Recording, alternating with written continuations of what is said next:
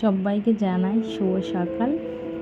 আর সকাল সকাল আমি তোমাদের কাছে কিন্তু একটা খুব সুন্দর ভিডিও নিয়ে চলে এলাম। প্রথমে কিন্তু বাবা ভোলেনাথের দর্শন তোমরা করে নিলে, আর সাথে আমার এই সবুজ চুড়ি পরার একটা ফটোও তোমাদের কাছে শেয়ার করলাম। এখানে দেখতে পাচ্ছ আমি সবুজ চুড়ি পরছি। আসলে আমি এখনও পর্যন্ত জানতে পারলাম না যে সবুজ চুড়ি কেন পরতে হয়। অনেক রকমের অনেকে অনেক কথা বলছে, কিন্তু আসলে যেটা সত্যি সেটা তো আমরা কেউই জানি না। অনেক জায়গায় থেকে দেখা হয় যে এই কারণে ওই কারণে সেই কারণে, কিন্তু একটা নির্দিষ্ট কারণ কিন্তু কেউই বলছে না। সেই জন্য আজ আমি শুক্রবার বাবা ভোলে বাবার জল ঢালার নিয়মও আছে। সোম শুক্র দুদিনই জল ঢালা যায়, সেই জন্য ভাবলাম আজকের জলটা বাবার মাথায় ঢেলেই দিই। আর শ্রাবণ মাস পড়ছে, পুরো মাসটা তো বাবার মাথায় জল ঢালা যায়।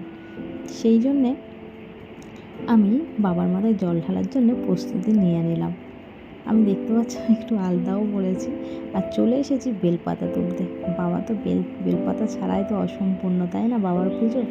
সেই জন্য বেলপাতাও তুলতে চলে এলাম।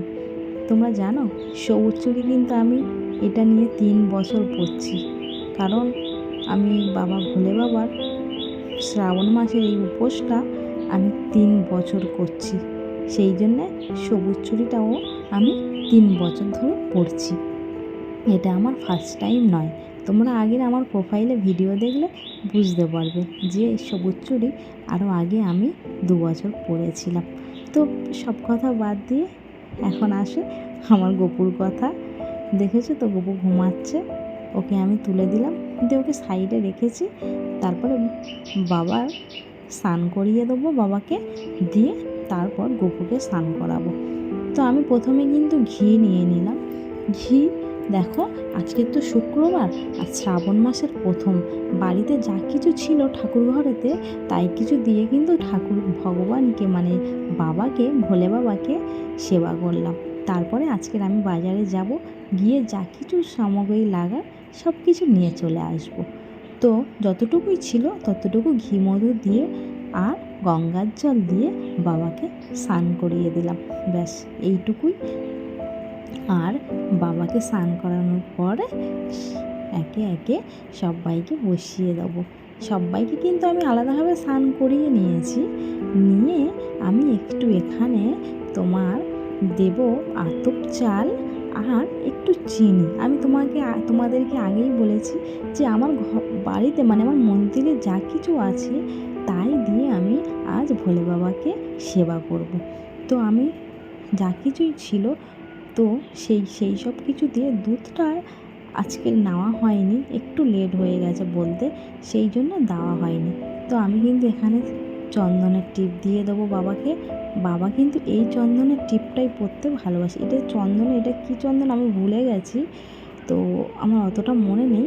আমি প্রত্যেক বছর এই চন্দনটাই দিই, আর এমনি চন্দন সাদা চন্দনও দিই।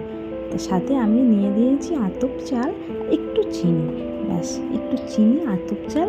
দেখো, দুধ, দই, আতপ চাল, চিনি আর একটা কি ঘি মধু, এইগুলোই কিন্তু দেওয়া উচিত।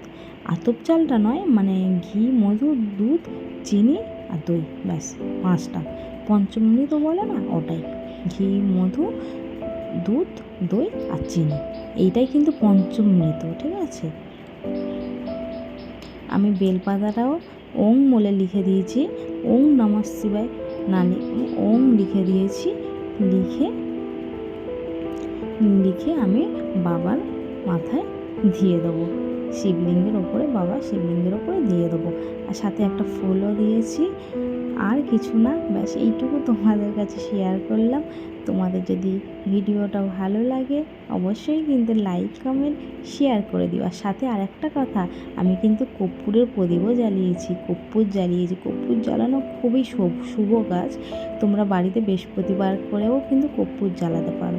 আর আমাদের পাড়ায় ছিল আরেকটা বাবা মহাদেবের, সেখানে গিয়েও আমি সব কিছু দিয়ে এলাম, জল ঢেলে এলাম। তো ভালো থেকো, সুস্থ থেকো, টাটা।